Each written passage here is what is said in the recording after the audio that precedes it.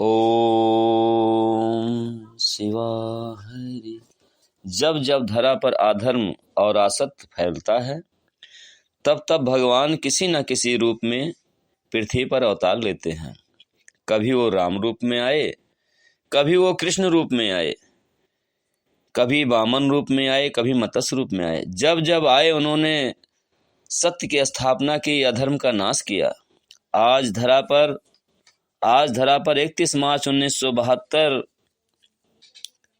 को प्रभु का जन्म इस पृथ्वी पर हो चुका है और भगवान वाणी खंड के रूप में 3 जनवरी 2000 तक अपना परिचय दिया। सत्य के बारे में उन्होंने बताया कि मनुष्य सत्य और न्याय के धर्म पर चलता हुआ आगे बढ़े। भगवान ने स्वयं कहा है, जब जब युग में अधर्म और असत्य बढ़ता है, सत्य और धर्म के प्रतिष्ठापन के लिए मानवता की रक्षार्थ मैं किसी न किसी रूप में अवतरित होता हूँ। वह नाम कोई भी हो, उसे राम कहकर पुकारो या कृष्ण कहकर पुकारो, क्योंकि हर बच्चे को नाम तो जन्म के बाद दिए जाते हैं। इस तरह से राम या कृष्ण का नाम कोई लिखा हुआ तो नहीं था, नाम तो हम लोगों के दिए होते हैं। तो उसी रूप में कहा, लेकिन हर रूप में जो जीवन जीता है उसका संदेश देना या फिर जिस रूप में वे आते हैं उसका उद्देश्य एक ही होता है। और आज भी वाणी के रूप में उनका जो अवतरण हुआ यह लिपि रूप में हुआ। उनका उद्देश्य वही था, अधर्म और असत्य को दूर करके सत्य और धर्म का प्रतिष्ठापन करना, मानवता की रक्षा करना। आज का मनुष्य अपने धर्म के रास्ते से भटक चुका है। न सत्य उसके पास है, न प्रेम है, न किसी पर वो विश्वास करता है। तो भगवान पर विश्वास क्या करेगा? भगवान कहते हैं, अपने धर्म से जुड़े रहो, सत्य पर जुड़े रहो। सत्य पर जुड़ते हुए भगवान ने कहा है अपने अमृत घूट में, सत्य तो मनुष्य का अपना जीवन होता है, फिर भी अगर मनुष्य सत्य को ही अपना जीवन का धर्म न बना सका, तब उसका धर्म क्या उसकी रक्षा करेगा? सत्य की शक्ति से समारो जीवन को, जीवन स्वयं राह पा जाएगा। जीवन में जो भी मिला है वह असाधारण ही है, उसकी रक्षा करना ही जीवन का मुख्य कर्तव्य मानकर अपने संचय को बिखरने न दो। हमेशा प्रभु के चरण में स्तुति कीजिए और उससे प्रार्थना करते हुए कहिए, हे परमात्मा, हे परमपिता परमात्मा, हमें शक्ति दो, बल दो, ऐसी शक्ति दो कि हम मन विचार कर्म से तुम्हारे हो पाएं। हे परमपिता परमात्मा, हमारे मन की प्रेरणा, कर्म की प्रेरणा, कर्म की स्थिति, जीवन की हर स्थिति तुम ही बनो। हे परमपिता परमात्मा, हमें शक्ति दो, शक्ति हिंसा से ऊपर कर हमें अपने चरणों में स्वीकार करो। हम इस योग हो पाएं कि जीवन तुम्हारे लिए कर्म करता हुआ, तुम्हें ही धारण करता हुआ, तुम्हारे लिए कर्म करता हुआ तुम्हारे चरणों में शेष हो जाए। हे परमपिता परमात्मा, तुम्हारे चरणों में सत सत प्रणाम। ओम शिवाहरि। धर्म का ही हाथ एक ऐसा हाथ है जो सदा धर्म के लिए व्यय करता है और वही संचित हो जाता है। जीवन धर्म के लिए होता है, इसे धर्म के लिए जीकर ही जीवन का अर्थ प्राप्त होता है। तुम्हारा धर्म होना चाहिए, हित करने वाला इंसान हो या पशु, वह तुम्हारे प्यार और सहानुभूति का भागीदार है। तुम्हारा जो हित कर सकता है वह तुम्हारा प्यार क्या नहीं पा सकता? क्या पशु में भी भगवान नहीं होता? क्या उसके दिल में वह प्यार नहीं होता जो तुम्हें इंसान में भी नहीं मिल सकता? केवल मुख और आश्रित पशु होने से ही उसे मत ठुकराओ। उसका प्यार तो तुम्हारे संरक्षण में अपना जीवन भी लुटा देता है, परंतु तुम रोटी का कौरा डालकर अपना कर्तव्य पूरा कर देते हो। यह मानवता का कोई भी अंग नहीं है। मनुष्य हो या पशु, हर एक की रक्षा तुम्हें करनी है। मनुष्य या पशु, हर जीवन की रचना मैंने की है। हर एक की रक्षा तुम्हें करनी है। कष्ट हर एक को समान ही होता है। वह पशु होने से ही तुम्हारे अत्याचार का, घृणा का भागीदार नहीं हो जाता। मुझे पहचानो, मैं हर एक में हूँ। घर छोड़ना ना तो धर्म है, ना तो योग है। यह तो केवल अपने कर्तव्यों से भागने का मात्र बहाना है। मंदिर जाना नहीं, मन को ही मंदिर बना लेना आवश्यक होता है। मनुष्य जितना संसार में उलझता है, मुझसे दूर होता जाता है। संसार मुझे पाने की राह नहीं, सांसारिक भावनाएं मुझे उपलब्ध कर सकने की राह नहीं। त्याग और भक्ति की राह है मेरी, जिस पर चलकर मनुष्य मुझे पा जाता है। जो स्वार्थ लेकर बैठता है, छला जाता है। तर्क आशंका लेकर बैठता है, भटक जाता है। गहरी आस्था लेकर बैठता है, मेरा अपना हो जाता है। अहंकार से सदा दूर ही रहना, अहंकार सर्वनाश कर देता है। मेरा भक्त कभी दुर्बल या भयग्रस्त और आशंका आसक्त हो ही नहीं सकता। अपने भक्त के जीवन की तो शक्ति हूँ मैं। जिसका भी जन्म हुआ वह अंत को जरूर प्राप्त होता है। मैं स्वयं भी जब शरीर रूप में धरती पर तुम सबके बीच आता हूँ, वह रूप भी मेरा अंत को प्राप्त होता है। सूर्य डूबता है अर्थात अस्त होता है, फिर उसी रूप में उतना ही उज्जवल, शुद्ध, पवित्र, उतनी ही तीक्ष्ण किरणों का प्रकाश लेकर ही आता है। पर तुम्हारी मृत्यु होती है, तुम पुनः मनुष्य रूप में जन्म ले सको, ऐसे भी कर्म लेकर नहीं आते। यह चेतावनी है मनुष्य के लिए कि वह अपने जीवन को संवारे सत्कर्मों से, अन्यथा अपने दुष्कर्मों के परिणाम स्वरूप वह मनुष्य का शरीर खोकर पशु पक्षी कीट पतंग ना जाने किन किन शरीरों में जन्म लेकर दुख भोगता रहेगा। आज के वासना में डूबे मनुष्य के लिए भगवान कहते हैं कि वासना वासना ही होती है। वह किसी भी रूप में हो, किसी भी वासना का अति की सीमा पर पहुंच जाना लाभ नहीं देता है। वासना को बढ़ने मत दो, उसका अवशेष घटाने का ही प्रयत्न करो। मेरी वाणी सदा तुम्हारे जीवन का सहारा बनकर सही मार्गदर्शन कराएगी। इस जीवन के आसक्ति से दूर रहकर भी ऐसा कुछ नहीं होगा जो तुम्हारे देवी माँ के जीवन से बहुत दूर चला जाए। सब कुछ तुम्हारा है, तुम्हारा ही रहेगा, पर जीवन एक ऐसा सुधरे रूप में होगा जो सभी की गति नहीं होगी, सभी की भांति नहीं होगी, पर सत्य की शक्ति से शक्तिशाली ही होगा। तुम्हारे देवी माँ के जीवन की कठिनाइयां न रहकर तुम्हारे जीवन का ऐसा सुख बन जाएगी जो जीवन को एक ऐसे स्तर पर ले आएगी जहां से खुली इन आंखों से संसार को देख सकोगे और जीवन स्वतः ही एक ऐसी ऊंचाई पर पहुंच चुका होगा जो साधारण नहीं असाधारण ही होगा। जहां से मनुष्य को जब यह संसार दिखाई देता है तब वह समझ पाता है कि संसार में ऐसा कुछ भी नहीं था जिसका छूट जाना तुम्हारे देवी माँ के लिए दुख या अभाव का कारण हो। यह तो केवल दिखाई देगा अधर्म और अनीति की चालों का जाल पकड़े हुए मनुष्य जो हर एक में उसको फंसाना तो चाह रहे हैं और आसंख्यों को फंसा भी पा रहे हैं। पर इस ऊंचाई से वे भी दिखाई देंगे जो इस जाल में न फंसकर किसी अदृश्य शक्ति के हाथों से किस तरह सुरक्षित रहकर जीवन को पार करते जा रहे हैं। जहां तक वे किसी रहस्यमयी शक्ति से दूर पहुंच भी रहे हैं, क्योंकि जिनसे बचना है वे रहस्यमयी शक्तियां चारों ओर ही बिखरी हुई हैं। उनके रूप कोई भी क्यों ना हो, पर तुम्हारे लिए वे हमेशा घातक ही थी, और आज तो वे और भी अधिक घातक हो सकती हैं, पर उनसे आज तुम्हारा देवी माँ के जीवन का पूर्णतः रक्षित हो गया है।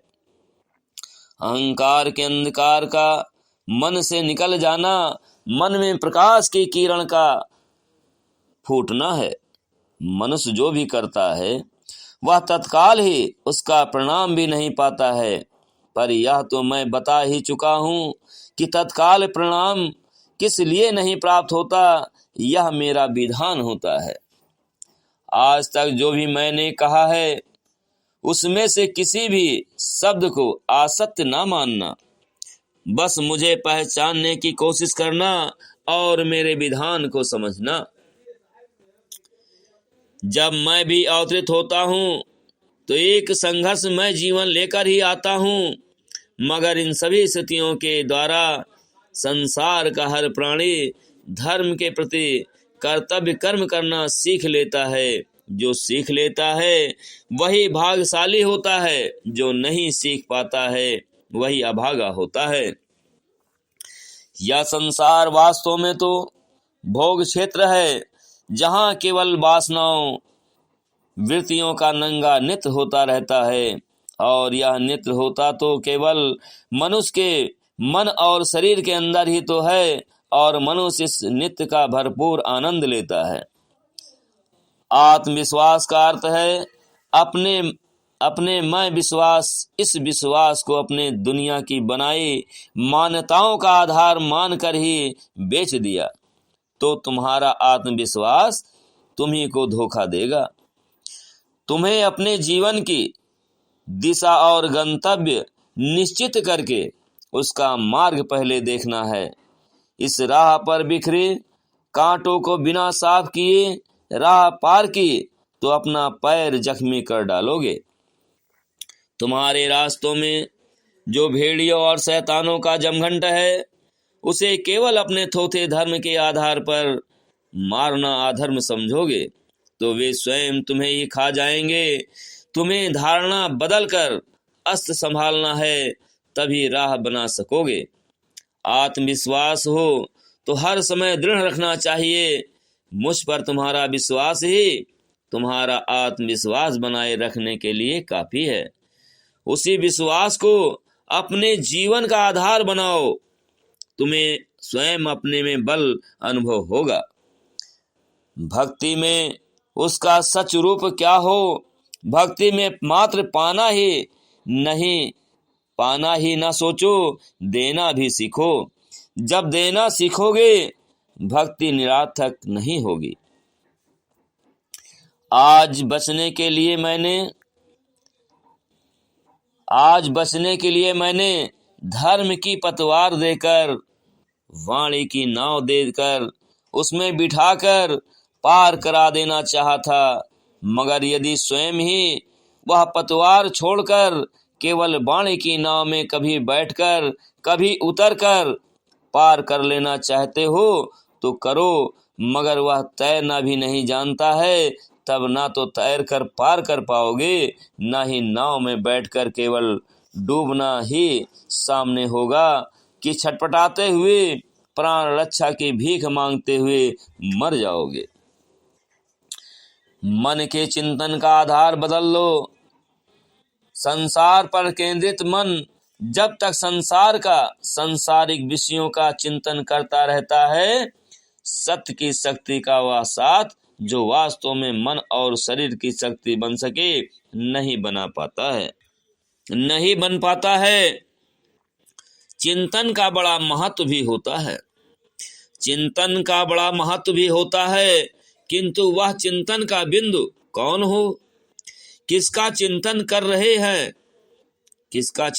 रहे हो, यह देखो, क्या सत्य का या असत्य का।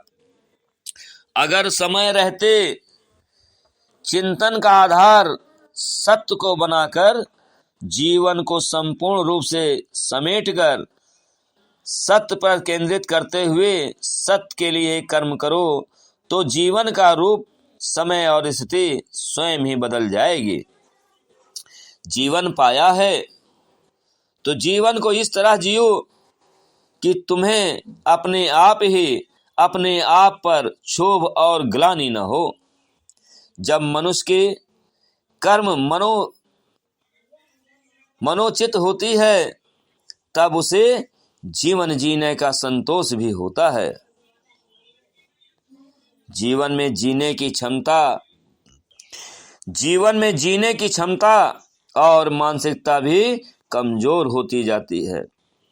इसका कारण मात्र तुम्हारे अपने आप के जीवन को जीने का ढंग ही होता है।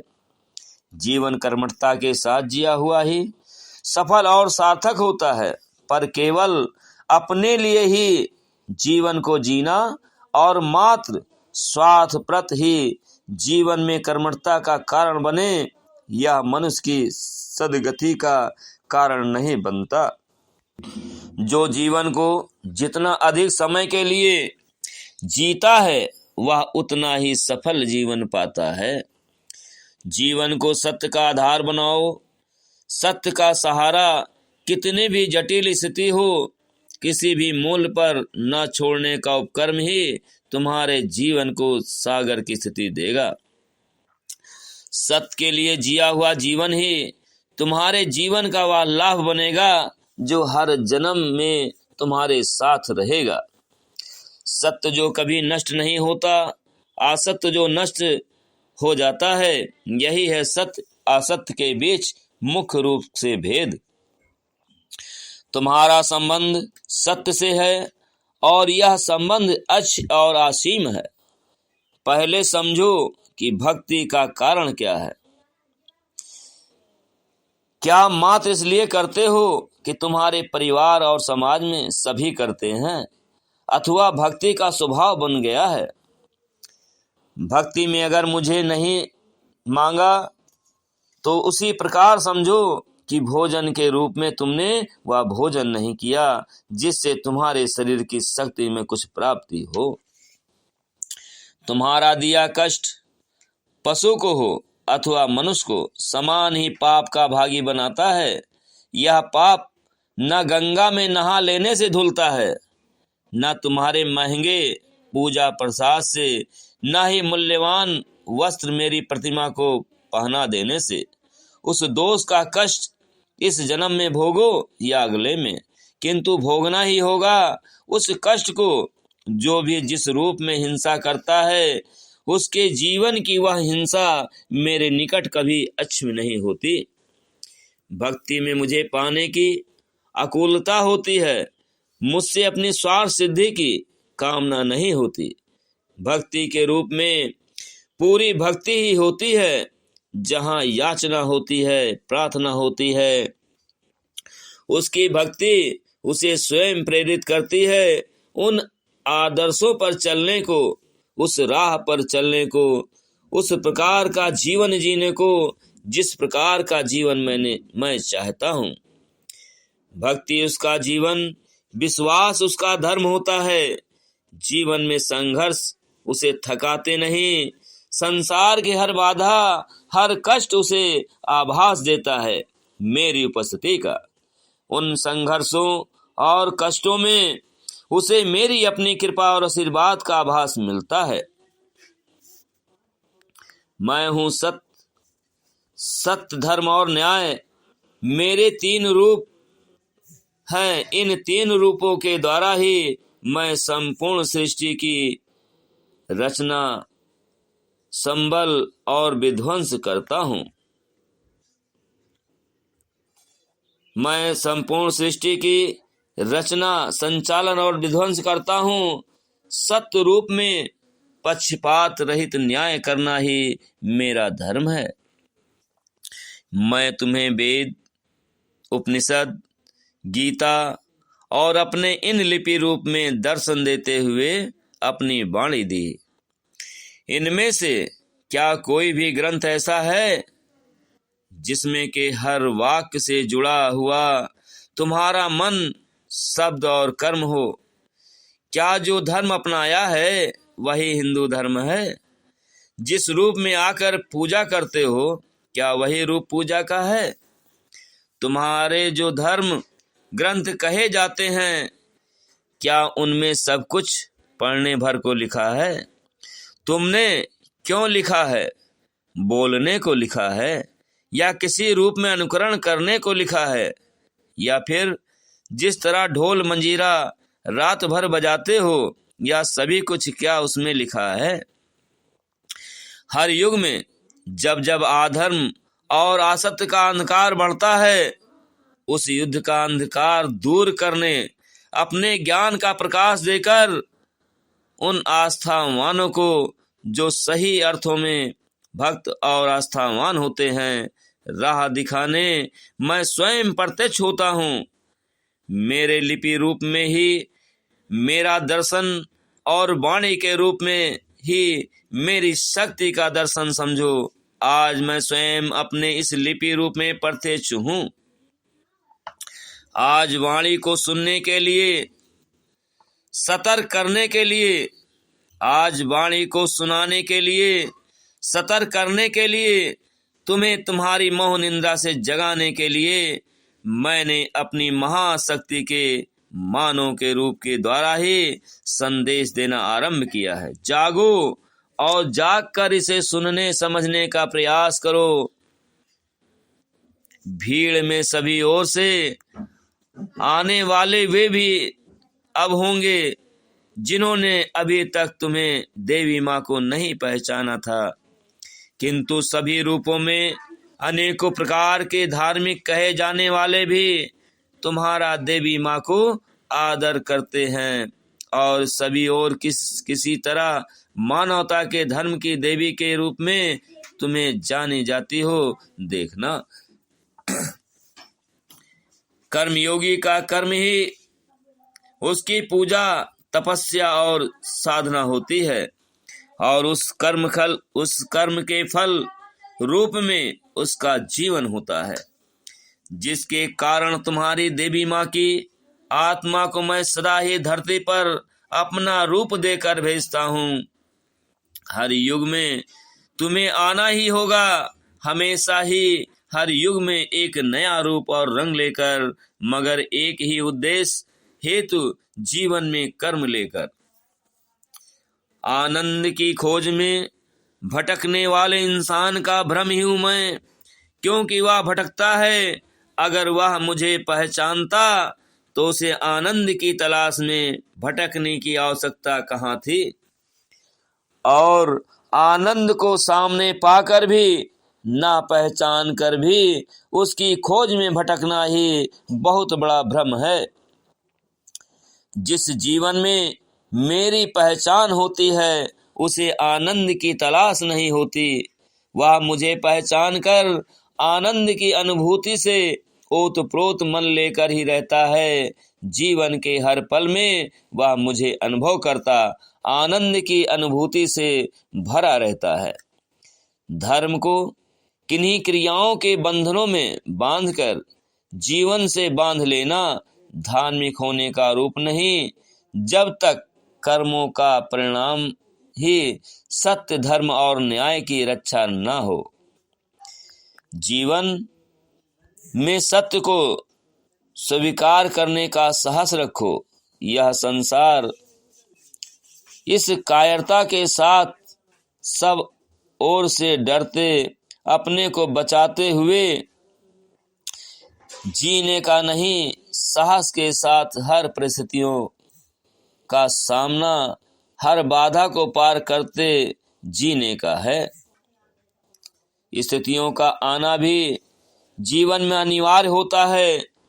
उन स्थितियों का रूप कोई भी क्यों ना हो, मगर भक्त उन स्थितियों में भी मेरी इच्छा के रूप में मेरा ही दर्शन करता है। भक्त कभी स्थितियों के कठिन से कठिन रूप में भी गिरता नहीं, और भी शक्ति पाता और भी उसकी आस्था दृढ़ हो जाती है। तुम्हारा प्रयास होगा इंसान बने रहने के लिए, अन्यों को इंसान बनाने के लिए, मानवता, सत्य और धर्म के प्रतिष्ठापन के लिए। इस मार्ग पर बढ़ने वाले का मन स्वतः आस्था और विश्वास से भरा होता है। मुझ पर आस्था और विश्वास लेकर बढ़ने वाले के साथ स्वयं मैं हूं। आसुरी शक्तियों के दिए कष्ट से विचलित न होकर स्वयं में आत्मविश्वास और आत्मबल लाने का प्रयास करो। कभी स्वयं को अकेला और निराधार नहीं अनुभव करोगे। मुझे तुम्हारा विश्वासों पर आधारित जीवन नहीं, विश्वास पर आधारित जीवन चाहिए। बटे हुए विश्वासों के बीच कहां पा सकोगे मुझे तुम? यह तो ऐसा ही समझो जैसे टूटे बिखरे शीशे के टुकड़े, जिनमें पूरा रूप एक रूप में न दिखकर अनेकों रूपों में बटा हुआ दिखता है। वह तो तुम्हारी पहचान भी नहीं बना पाता। फिर उस अर्पित विश्वास की शक्ति और उस शक्ति का आधार कहाँ मिलेगा? विश्वासों के आधार पर टिका जीवन धीरे धीरे आधारहीन होता जाता है, क्योंकि सच्चाई यही होती है कि विश्वासों को आधार बनाने वाला जीवन कभी मन, वचन और कर्म से मुझे अपना आधार बनाता ही नहीं। इंसान जो मुझसे संरक्षण और कृपा चाहता है, आने दो उसे अपनी समस्त सांसारिक मर्यादाओं और झूठे दम्भ के द्वार तोड़कर, समस्त अंधे और मिथ्या धर्मों के आधारों को तोड़कर, जिसे अपना जीवन साथी समझकर उसका साथ पकड़ा। क्या वह तुम्हारा है? यदि है तो कहां पर? केवल उस क्षण तक जब तक कि तुम्हारे शरीर में इतनी सामर्थ्य है तुम उसका सहारा बन सको, उसको सुख सुविधा दे सको, उसको समाज के बीच खड़े हो सकने के साथ दे सको। जिस क्षण तुम्हारा शरीर यह पूरा नहीं कर सकेगा, तुम्हारे संबंधों के बीच में छिपी मेरी की भावना गिर पड़ेगी। इन स्वार्थों की भीति पर आधारित संबंध क्या कहीं पर टिकाऊ भी होते हैं? स्वार्थ पूरा न होने पर यह मेरा का संबंध बहुत शिथिल हो जाता है। यदि तुम्हारे पास इतनी सामर्थ्य नहीं कि तुम इच्छा होते हुए भी इनकी इच्छाओं को पूरा कर सको, तो अपवाद ही अधिक पाओगे। कर्तव्यों को पूरा करने के प्रयास में बलि होते शरीर का सम्मान कम हो जाएगा। मेरी आराधना तुम फल फूल पुष्पों और आरती से सजाकर नहीं, मनुष्य की रक्षा करते हुए अपनी आस्था के पुष्पों से ही करो। तुम्हारी पूजा मुझे स्वीकार होगी। वह शरीर जो मांसाहार से पुष्ट हुआ हो, क्या मेरी पूजा का फल भी पा सकता है? मनुष्य हो या पशु पक्षी, सभी को समान रूप से मैं जीने का अधिकार दिया है। वे सभी मेरे समान रूप से सुंदर रूप का प्रमाण हैं। उन्हें नष्ट कर देने, उनकी हत्या कर देने का अधिकार मैंने किसी को भी नहीं दिया है। संसार में कितनी भी संपत्ति का लाभ क्यों ना पाया हो, मगर जो आज के समय में मुझे पाकर भी यदि सत्य के लिए के कर्मों का संचय नहीं कर पाता, उसका जीवन या तो एक मुर्दे जैसा ही जानो या फिर संपूर्ण रूप से आश्रित तत्व से संवारा हुआ ही जानो। जो मनुष्य मानवता के धर्म का पालन करना न जानता हो, वह सबसे पहले राक्षस कहा जाएगा। आस्था की गहराई में स्वयं अपनी ही भक्ति और ज्ञान को आधार पर नहीं, मेरी अपनी शक्ति और वाणी का संबल लेकर ही जाना नहीं तो अध्यात्म का सागर इतना गहरा है कि इसे किसी भी तरह बिना मेरी कृपा के ना तो पार कर पाओगे, ना रत्न खोज पाओगे। आस्था ही हमारे जीवन की आधारशिला हो। आस्था हो हमारे जीवन में बहुत बड़ा सहारा देती है जीवन को जी सकने का। आस्था वही होती है जहां किंतु परंतु का स्थान नहीं होता। इस आस्था की सीमा को प्राप्त करने वाला योगी कहलाता है। ये आस्था की मोती तुम्हें हर मोड़ पर अपनी चमक देकर रास्ते का सहारा देंगे और ये तुम्हें तुम्हारे जीवन का निर्णय देंगे। तुम्हें तो सत्य पर ही स्वयं को आधारित करना है और ये आस्था के मोती सत्य के भक्त का आधार है। जहां धन संपत्ति और वैभव तुम्हारा साथ ना दे सके, ये तुम्हारे जीवन का हर अभाव इस तरह भर देंगे जो सहसा विश्वास भी न कर सकोगे। आस्था व धन भी है जिसे पाकर अर्थहीनता का तो आभास भी नहीं होता। यह धन किन्हीं सिक्कों के बदले प्राप्त नहीं होता। मुझ पर भक्ति और निष्ठा रखकर रहने वाले के जीवन में कभी भी उसकी पराजय नहीं होती। जब तक स्वीकार आत्मा के साथ साथ मन में रूप में न हुआ कि वह स्वीकार दर्शन के आनंद जैसा सुख देने वाला और मन को हर्ष से भर देने वाला हो, वह स्वीकार ही कैसा। समर्पित भक्त का जीवन उस दीप शिखा की भांति होती है जो निरंतर हर तेज हवा के झोंके में भी जलती रहती है। अनेकों को उसके प्रकाश में रास्ता मिलता रहता है। मुझ तक आओगे तो तुम्हें खुशी से सुख पूर्वक मुझे संपूर्ण रूप से भेंट कर ही आना होगा और आसुंदर रूप ही सबसे पहले तुम्हारा स्वागत करेगा। इसका अस्तित्व स्वीकार करके आ गए तो तुम्हें मेरा सुंदर रूप भी मिलेगा। मेरे भयवाह रूप को स्वीकार करके ही तो तुम मेरा आनंद और कल्याण रूप प्राप्त ही कर सकते हो। वह मुझसे दंड के रूप में कुछ भी प्राप्त करे अथवा परीक्षा के कारण मुस्कुरा कर ही स्वीकार करते हैं, जीवन समर्पित करने के साथ ही स्वीकार करके सह लेना ही साधना है। जीवन हो शक्ति और विश्वास भरा और धर्म तुम्हारा जीवन हो। मैंने भी धर्म को कर्म के द्वारा ही प्रतिष्ठापित किया, कर्म के द्वारा ही आसुरी शक्तियों का विनाश किया, कर्म के द्वारा ही सत्य को संस्थापित किया और कर्म से अधर्म और असत्य का ही विनाश किया। ओम शिवा हरि। कर्म करो, कर्म करने में अगर बाधा है तब मुझे पुकारो, मैं स्वयं मिल जाऊंगा।